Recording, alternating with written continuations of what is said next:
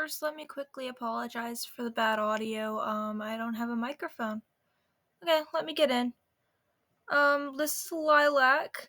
Lilac is my OC. Her name is purposely misspelled as Lilac. And my name is Lilac was my first real OC. She started out as a drawing I did while I was staying up late with a friend, and I quickly fell in love with her. When I got Discord, I ran into a roleplay server for WAF, but I really didn't know what it was or anything about it. I soon submitted Lilac, and so her story was created.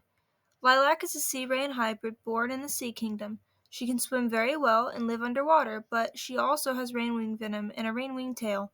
She can't change her scale colors, though, even if she wishes she weren't born like and looking like a nightwing.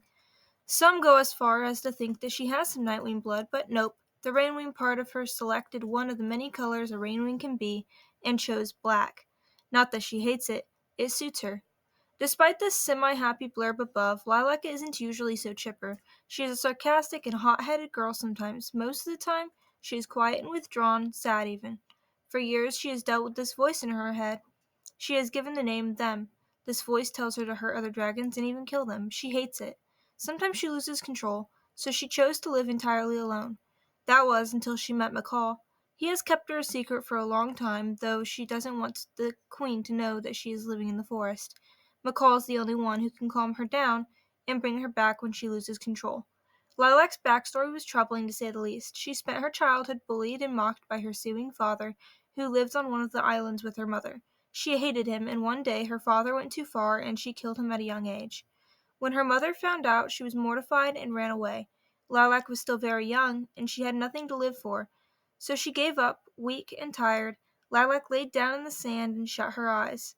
After days, she was discovered by a young Rainwing prince named McCall. He convinced her to get up and led her to an abandoned Rainwing hut on the outskirts of the forest. He never came back. She slowly began to realize that something was broken inside her. She killed again and then again, every time without being provoked any more than by someone speaking to her the wrong way. She found that she hated herself for it and started to try to control this voice inside of her head. She believed that it was the ghost of her father haunting her, but never was strong enough to say his name, so she called it Them. She isolated herself completely, hardened herself to be rude and sarcastic, quiet but indifferent. Anyone who did meet her didn't want to stick around, until she ran into McCall again.